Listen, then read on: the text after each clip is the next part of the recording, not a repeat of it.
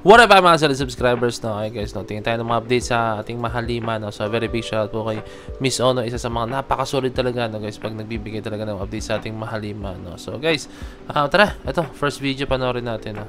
Let's go. Latest update, SB19 is giving us the sign in their Asia Artist Awards 2025 nomination.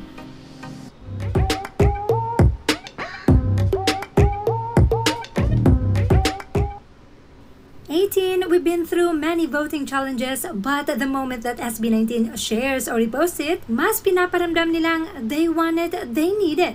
And yes, Ano na witness natin yan guys, no? Excuse me. Yung mga ganyang bagay, no?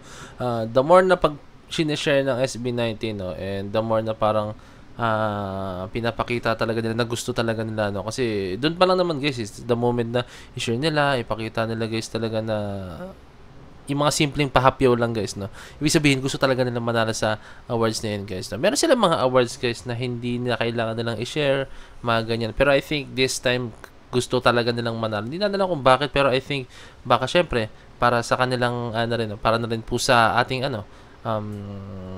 ating bansa, para sa rin sa sa fame ng P-pop guys, no, ng OPM music guys, no.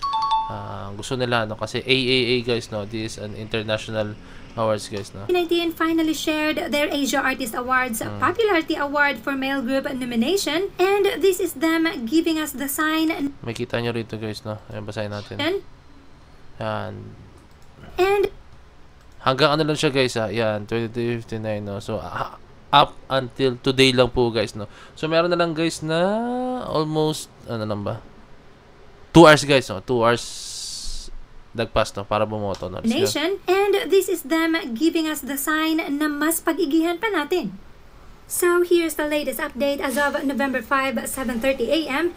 SB19 is leading the category. Pero wag makampante because the gap is narrowing down. Mabilis at malakas ang ating mga kalaban. Tandaan na the voting will end today, 10:59 p.m. Philippine time.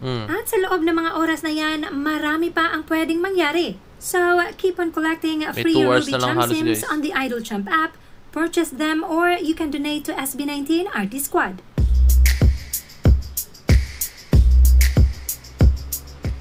Para naman sa mga tambay sa X, please join giveaway polls for Idol Champ app.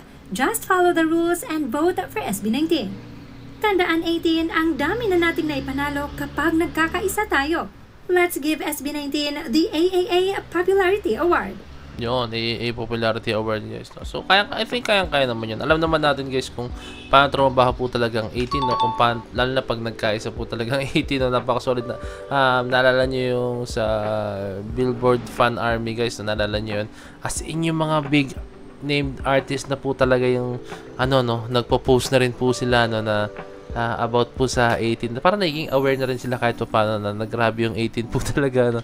And ayan, nanalo tayo guys, grabe, no, ang solid, no. Ganun trabaho talaga ang 18 guys. So keep on voting lang po guys. So, meron na lang pong 2 hours guys, no, para po sa awards na yan guys, no. I think kaya naman yan guys, no. Ito, meron pa tayong isang update, no. SB19 lands in London, Austria, and in Indonesia's eSport News as Honor of Kings KIC Music Artist.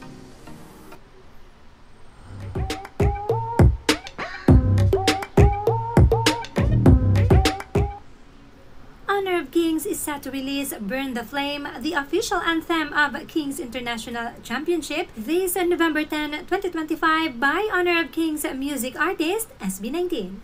This is after the cinematic release trailer for Rise of Honor, the official opening video for KIC 2025.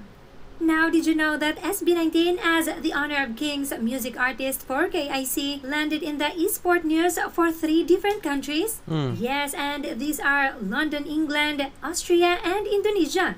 From eSport Insider in London, SB19 announced as Honor of Kings International Championship 2025 artist. Honor of Kings HOK has announced P-pop group SB19 as the official music artist for the Honor of Kings International Championship 2025 event. The group will release the season-ending esports tournament's official anthem before it begins on November 14th. Announced on October 28th, the news comes after SB19's track appears in Rise of Honor, the event's official cinematic trailer. The announcement says new melodies will be released soon. Dubbed the Kings of P-Pop, SB19 recently celebrated its 7th anniversary as a group. The group is currently midway through its Simula at Wakas World Tour, which heads to Bangkok, Thailand on November 2nd. Founded in 2018, SB19 continues to cement its place as one of the region's top P-pop groups. In April, its Simula at Wakas EP entered the UK album downloads chart, hitting a peak of number 4. From Esport Insider... Sorry dun guys, so talagang kinuwento talaga yung pinaka-history ng SB19. No? Hindi lang siya to the point na pinakilala ng SB19 as their... yan nga, sila yung gumawa ng kanta guys, no? Endorser ng Honor of Kings. No? Pero pinakilala nila yung SB19 no? As SB19 talaga, no? Yung history. No? Founded in 2018 and SB19 continues to cement its place as one of the region's top P-pop groups. Top P-pop groups guys. No? So, grabe, solid na. Talagang kailan nila, no? Baka 18 yung gumawa nito, guys. A peak of number 4. From Esport Insider Austria, SB19 performs the anthem for the Honor of Kings Championship 2025. The Kings of P-Pop meet the Kings of Honor. With this song, Honor of Kings aims to... Honor of Kings of P-Pop. Let's go. Pinagsawain, guys. Musically enhance the biggest esports event of the year. The 5-member band, who have long since made pop history in their home country, are currently in the middle of their Simula at Wakas World Tour and recently celebrated their 7th anniversary. In April, their self-titled EP even reached number 4 on the UK downloads charts, a rare achievement for a Filipino group. From Liga Game Indonesia, Honor of Kings partners with SB19 for the official theme song for the 2025 World Esports Tournament. The esports and music scene is collaborating again. Moonton Games and Tencent have officially announced the renowned P-pop group SB19 as the official music artist for the prestigious Honor of Kings International Championship or KIC 2025.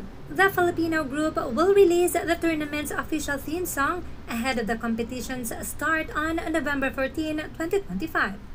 The links of these articles are pinned in the comment section.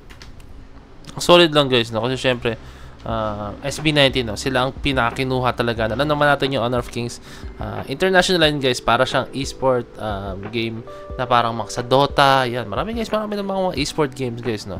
As in, para siyang gano'n. Tapos SB19 yung kinuha nila, no? That just shows guys na grabe yung appreciation nila, grabe yung pagsaludo ng ibang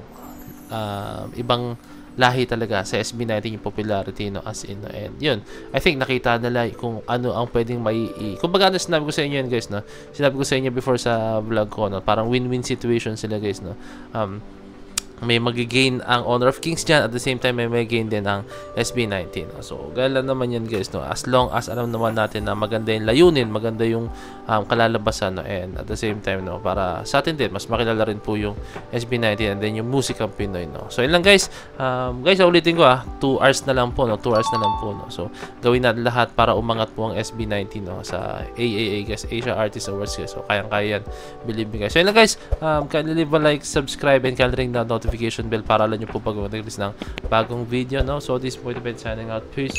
Let's see.